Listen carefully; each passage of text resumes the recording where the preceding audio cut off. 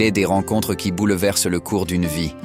Des vies établies, organisées, guidées par des routines et des conventions. Ma vie a pris une autre tournure.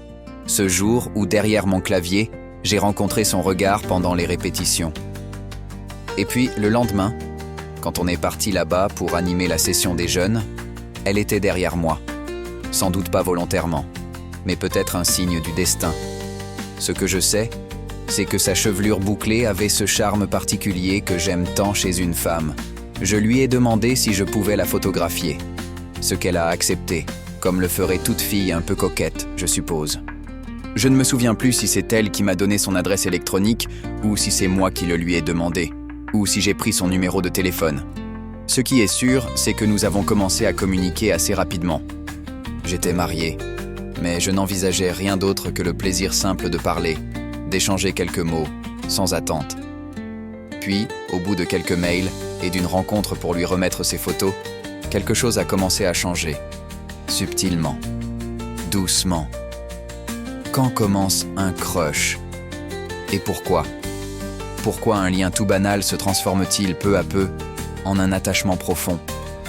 Comment naît une histoire d'amour impossible, comme celle qu'on voit dans tant de films, à la télévision ou tout simplement dans la vie de tous les jours? Cela dépend toujours du point de vue, du vécu, de ce qu'on traverse. Être celui ou celle qui vient se glisser entre deux cœurs déjà liés, c'est vivre dans un entre-deux. Entre ombre et lumière, entre élan et retenue.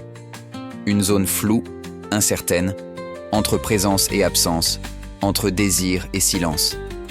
Parfois éclatante, parfois étouffante. Il y a la joie, l'excitation, mais aussi le poids, le doute, la souffrance. Ceux qui l'auront vécu comprendront. Aujourd'hui, 27 ans ont passé. Elle a poursuivi son chemin avec bonheur et sérénité. Mais elle m'a donné son accord pour que je partage ses lettres. Ces lettres qu'elle avait trouvées romantiques, poétiques, vraies. Je les ai relues avec nostalgie. Ce que je sais, c'est qu'en regardant la date aujourd'hui, 9 mai 1998, 27 ans, jour pour jour, je me suis dit que c'était le moment de les partager. Je vais tenter de publier une lettre par jour. Lis si tu le veux, ressens si tu le peux.